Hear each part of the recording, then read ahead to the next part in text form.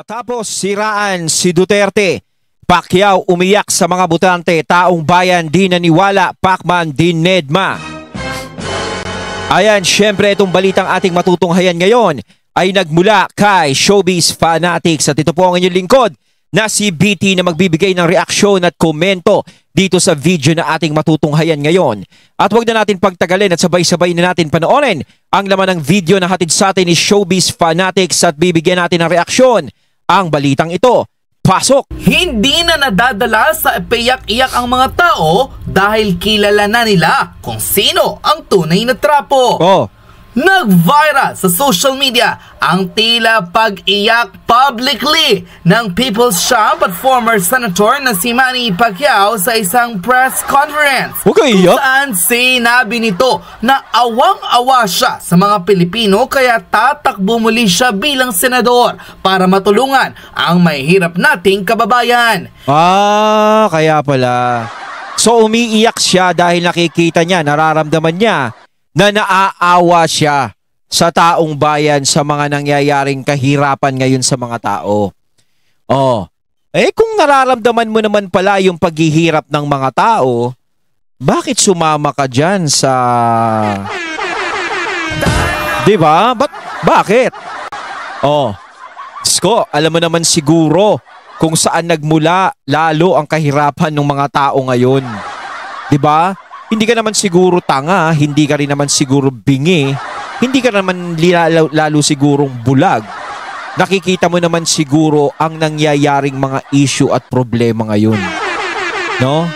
Kasi ikaw, no, kung sinasabi mo talaga na nararamdaman mo yung kahirapan ng tao, alam mo sa sarili mo yan kung saan nagmumula. Diba? Kung meron tayong maayos na pamumuno, wala tayong problema. Parang ganun yun, Manny. Diba? Kaso nga lang, diba? Alam mo naman yung mga nagiging issue. Alam mo kung tutuusin, hindi lang naman yung mga Duterte ang mga nagagawa ng issue. No? Mas marami talagang issue, no, na kumakapit diyan sa, alam mo na, sa sinamahan mo. Diba? Ibig sabihin, mas tama yan.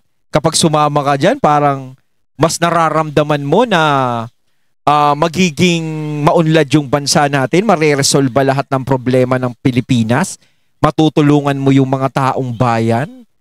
'Di ba? Ganun ba 'yun? Parang dumagdag ka pa sa mga pwedeng kasuklaman ng mga tao . Sa halip na suportahan, binakbakan pa ang dating senador at hinalungkat ang kanyang mga nakaraan bilang isang kongresista at senador. Ayon sa kanila, ano raw ba ang ginawa ni Manny Pacquiao sa mga taong ito kung saan siya ang kinikilalang kongresista o mambabatas ng kanilang distrito? Naging kasapi pa ito ng Senado ng ilang termino, ngunit dahil sa kanyang ambisyon maging Pangulo, tumakbo ito noong 2022 election. Ngunit sa kasamaang palad, kahit na siniraan ang mga katunggaling kalaban, hindi pa rin nanalo sa inaasam na posisyon ang boxing legend. Ngayon raw, tutusin na tumakbo siya bilang presidente, lahat ginawa niya para manalo . Matindi effort niya. Diba? Nandiyadyaan yung binira niya ng binira yung mga Marcos. Diba? Tapos ngayon, biglang makikita mo kasama siya ng mga Marcos. Ganon. Biglang bait. 'Di ba? Parang kinain niya lahat ng sinabi niya. 'Di ba? Na sinasabi ang mga Marcos, corrupt, ganyan, kung mapagsalita siya. Ngayon sinasabi na para inosente na, ganito, ganyan, 'di ba? Ikaw kasi, Manny, nakikita namin sa iyo sala sa init, sala sa lamig ka. Ang tingin namin sa iyo kung saan ka patag, doon ka. 'Di ba? Alam mo kung tutuusin, yung Manny Pacquiao na nakilala namin bilang boksingero, yun yung nirerespeto namin. Pero kung tutuusin, ang sumira sa boksingero na nirerespeto at hinahangaan namin ay tumakbo sa politika, dun siya nasira. Yun ang sumira sa karir mo talaga, Manny. Ni Pacman. Yung tumakbo ka dyan sa politika. 'Di ba? Kasi parang tingin ko talaga, uulitin ko, kung saan ka patag, doon ka pumupunta. 'Di ba? Kasi nagsalita ka na laban kay sa mga Marcos . Kapag nagsalita ka, nagbitaw ka ng hindi magaganda sa kanila, Paninindigan mo yun. 'Di ba? Panindigan mo yun. Kaso hindi mo siya pinanindigan. 'Di ba? Ibig sabihin, ginagawa mo lang yon, parang ano lang, marketing strategy mo lang yung ginagawa nung eleksyon. Na tinitira mo lang. So, paano maniniwala sa iyo yung mga tao doon sa sinasabi mo at sinasabi mo ngayon? 'Di ba? Doon nga lang sa sinabi mo nung eleksyon, 'di ba? Kinain mo lahat. So paano kami maniniwala? Ibig sabihin, pag naniwala kami, tapos natalo ka, nanalo si BBM, di kawawa kami, parang ganun. Diba? Wala kang kasing paninindigan. Matapang ka bilang isang boksingero, pero pagdating sa politika, ganun ka. Malambot ka. Diba? Madali kang diba? Hindi ka kasing tigas talaga ng mga Duterte. Ang mga Duterte talaga may paninindigan talaga yan. Doon, kahit hindi sila boksingero. Dapat nga yung mga katulad mong boksingero, yan ang matitigas eh. Yan ang matitigas mag-isip eh. 'Di ba? Bumuli ito sa pagkasenador. Mukhang wala ng araw pag-asang makakuha pa o makapasok man lang sa Magic 24 ang dating boxing legend. Dahil para mismo sa mga botante, hindi na raw sila magpapabudol sa mga trapong tila wala naman raw ginawa kundi ang manira ng kanyang kapwa. Dahil dito, ilang netizen ang nagbigay ng kanilang komento sa tila viral video ni Manny Pacquiao na umiiyak sa publiko nang dahil lamang raw sa kahirapan ng maraming tao. Pang-real talk pa nila sa boxing legend. Kahit naman mag-senador ka, hindi pa rin mawawala yung kahirapan ng tao eh. 'Di ba? Hanggat nandiyan sa gobyerno ang mga alitap-tap na siyang nagiging dahilan ng pagkasira ng mga pagkasira, no, o paghihirap ng mga tao, hindi mawawala yung sinasabi mong paghihirap ng tao. 'Di ba? Kahit manalo kang senador, no, kahit manalo kang senador, wala pa ring magbabago. Dahil nandiyan pa rin yung mga tao na talagang lihitimong nagpapahirap sa bayan. Wala akong binabanggit na pangalan, ha? Hindi ako nag-name drop. Bahala na kayo kung sinong tatamaan. Hindi uso dito yung mga name drop. 'Di ba? Nire-respeto ko ang inyong pangalan kahit papaano, kahit may ginagawa na kayong katarantaduhan. No, kinakausap ko lang dito si Manny. Walang magbabago, Sir Manny Pacman. No, manalo ka mang senador o hindi ka manalo, wala pa ring magbabago. Ang mga tao ay patuloy pa ring maghihirap. Bakit? Pag nanalo ka bang senador, kaya mo bang kalabanin? 'Di ba? Kaya mo bang kalabanin yung mga taong nagiging sanhi ng paghihirap ng taong bayan? 'Yun ang tanong sa iyo. 'Di ba? Yan nga lang eh. 'Di ba? Bigla kang tumiklop, bigla mong binawi lahat ng mga sinasabi mo. Paano ka namin ngayon magiging sandigan? Syempre. Parang mawawalan na kami ng tiwala. Paano kami sasandal sa iyo? 'Di ba? Parang nakikita namin wala kang katibay-tibay. Sa boxing matibay ka. Yes, idol ka namin. No? Pero ulitin ko, pagdating sa politika, talagang sirang laban ka talaga. Politician, ano raw ba ang kanyang naiambag bukod sa pamudbud ng pera? At paano raw niya matitiyak na matutulungan niya ang mga kababayan nating naghihirap gayong ilang taon ito sa Kongreso at Senado? Mukhang hindi naman raw ito naging consistent sa kanyang trabaho na mukhang ang tunay na pakay raw lang nito kaya tumatakbo sa posisyon ay para protektahan di umano ang kani-kanilang mga negosyo. Sino raw ba ang magtitiwala muli sa dating senador na minsan ang siniraan ang Pangulo na tinawag na magnanakaw ang pamilya, ngunit ngayon ay kasapi pa nila? Yung palang mabigat na yun eh. Yung tawagin silang magnanakaw. 'Di ba? Ang bigat na nun. Nako.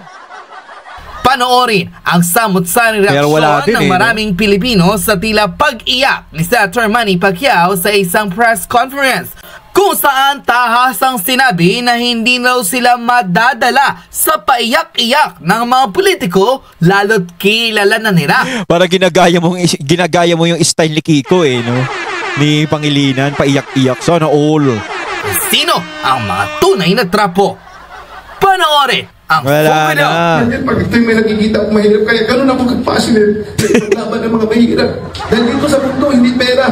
May iiwanan din natin yung pera. Yung posisyon mo, yung kasikatan mo, mawala yan. Pero yung iiwanan mo, ligasiyan na makatulong sa mga mahirap, yun ang count. May punto naman yung sinasabi ni Manny. Di ba, may punto naman. Pero ang tanong nga dyan, Manny, di ba, hindi ka pa rin nila papakinggan sa kakaganyan mo eh. Di ba? Kung gusto mo palang maresolbahan yung kahirapan ng bayan, di ba, bakit ano? Di ba? Bakit nandyan ka? Di ba? Oh, bakit sa tingin mo ba ang nagpapahirap sa bayan si BP Sara? Parang ganon, yung mga Duterte nagpahirap sa bayan. Abo. Oh, kaya nga tinatanong kita eh, bakit nandiyan ka?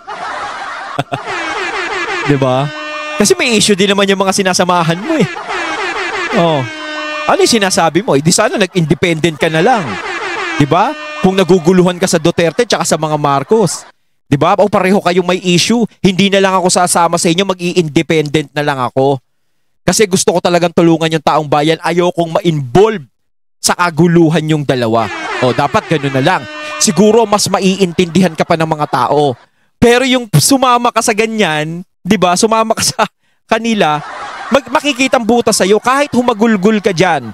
Kahit umiyak ka ng 10 beses dyan, kahit magtatampisaw-tampisaw ka dyan. No, hindi na makukumbinsi yung mga tao. Siguro may makukumbinsi sa'yo kung may mga malalambot ang puso na maaawa na umiiyak ka. Diba? Si People's Shop umiiyak. Diba? Maaari. Pero iba na talaga mga tao ngayon eh.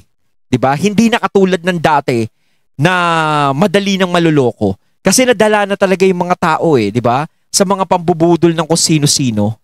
Mahirap kaya ganun ako ka-passionate na ipaglaban ng mga mahirap. Parang hindi lang kapali-paniwala yung sinasabi ni Pacquiao, no? Although, kilala natin siya bilang matulungin. Ano ba bunga? Noon pa man, nung siya boxing hero pa lang. Oh. Pero iba kasi yung pagiging politician niya. Hindi siya yung typical na politician na dapat manatili sa pwesto dahil marunong, alam ang batas, at hindi balimbing at kung kani-kanino. Para sa akin kasi, real talk lang, si Pacman kasi, hindi talaga siya pang politika. Yung dating niya hindi pang politika, talagang ang mundo niya talaga is nababagay lang sa boxing.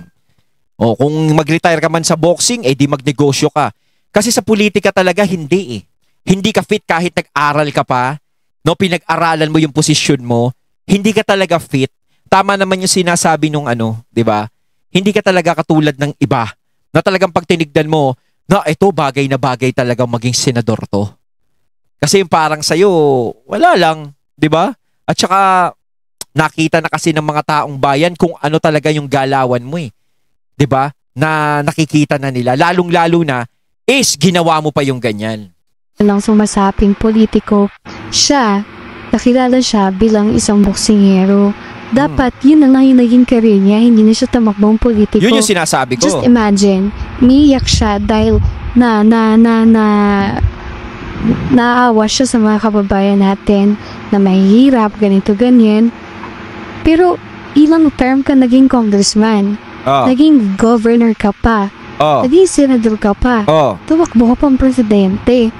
Isa sa rangganing na talamak pa rin ang kahirapan, probinsya mo na yan What more, babalik ka ulit ng Senate. Ang pinakaibig sabihin lang dito ng mga tao, hindi na naniniwala sa payak-iyak niya.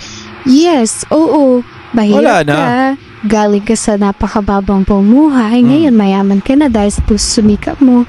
Pero hindi ibig sabihin nun, dapat ka nang tumakbo bilang isang politiko uli. Tama. Tandaan mo, minsan ka lang nanalo. Ngayon, hindi ka na iboboto dahil... At saka hindi mo naman kailangan maging isang politiko para makatulong ka sa tao. Kung gusto mong tumulong sa mga tao, kahit hindi ka politiko, makakatulong ka pag gugustuhin mo. 'Di ba? Ganun yan. Ba't tumatakbo ka? Gumagastos ka lang dyan. Papahirapan mo lang yung sarili mo. Total, pagtulong lang naman ang gusto mo. Tapos tumatakbo ka pang presidente. Siyempre, meron kang sariling hidden agenda para sa sarili mo. Diba? Kasi kung pagtulong lang ang gusto mo, kahit hindi ka maging kandidato, kahit hindi ka maging politiko, maraming hindi politikong tao na tumutulong sa taong bayan. Diba? Kaya, diba, hindi accepted lahat ng mga sinasabi mo eh. Lahat ng mga gusto mong mangyari. Diba? Lalong-lalo na ngayon, diba? Sumama ka sa ganyan. Oo. Alam niyo naman siguro mga katunay ko ano yung sinasabi kong sumama siya sa ganyan.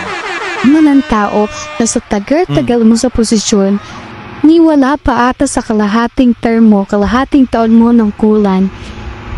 Wala ka nagawa para sa mga kababayan natin. Ang mga botante matalino na ngayon, hindi na lang bumabasa dahil sa bait ng tao. Tama. Although ito isa sa mga characteristic ng mga politician na dapat nating ihalal, pero dapat marunong din. Yes. May talino at meron talagang puso sa paglilingkod sa bayan. At saka marami ng platforms ngayon para malaman natin kung ano talaga ang galawan ng isang politiko. Hindi katulad dati na bilang lang sa daliri natin kung saan tayo nakakakuha ng mga impormasyon. 'Di ba? Kaya hindi naman mabubulag basta-basta yung mga tao. Kaya nga minsan social media pinupunteryan na nila eh. 'Di ba? Pero hindi naman nila magagawa yan dahil lahat tayo may freedom of expression. May freedom tayo para makapagsalita. May freedom tayo na sabihin kung ano yung mga nasa sa loobin natin. 'Di ba? Ngayon, nakikita na namin, nasusubaybayan na namin ngayon ng maayos kung ano yung mga nagiging takbo nyo. Kaya ang labo talaga na mabubudol na uli ngayon yung mga tao. Hindi na katulad ng dati. Alam ko, nagiging mapagmatsyag na lahat ng mga tao ngayon, nagiging matalino na. Yan. Si Manny Pacquiao galing sa mahirap, pero mas madalas hindi niya alam kung ano ang kailangan ng mahirap. Imagine, Yes. tumakbo siya ng 2022 election because of his political ambition to be president. Tapos siniraan niya yung nakaupo ngayong Pangulo. Tapos kakandidato pa siya under sa political party ng Pangulo. Doon sa Yan ba siniraan yung niya. mga politician na kailangan iboto natin? Walang sariling salita, walang paninindigan, kung Oo. saan may kakapitan. Yun doon yung sinasabi ko. kumakapit. Sa katandaan natin, no? Hindi Kaya nga sinasabi ko sa iyo, Manny, no, ang labo na pagkatiwalaan ka ng mga tao. Dahil doon sa ginawa mo na nagsalita ka ng hindi maganda sa mga Marcos tapos ngayon bigla kang sumama sa mga Marcos. 'Di ba? Paano kami magtitiwala? 'Di ba? Kasi hindi naman kami mahilig sa prutas na balimbing. 'Di ba? Ganun ang magiging salita sa iyo. Ganun ang iisipin sa iyo ng mga tao. Ah, wala. House show lang mga pinagsasasabi nito. O kita nyo naman, oh. Salita nga niya hindi mapanindigan nun. 'Di ba? Kita nyo biglang tumiklop. O, 'di ba? Ganun yung iisipin sa iyo. Kaya paano kanila papaniwalaan ngayon? Paano mo sila makukumbinse na iboto ka? 'Di ba? Kung ganyan yung pinakita mo. si Pacquiao tumatakbong politician sa pamilya niya. Yung asawa niya si Jinky, partless representative. Yung kapatid niya, local Pwede naman siya sa mga officials sports sa Jensen.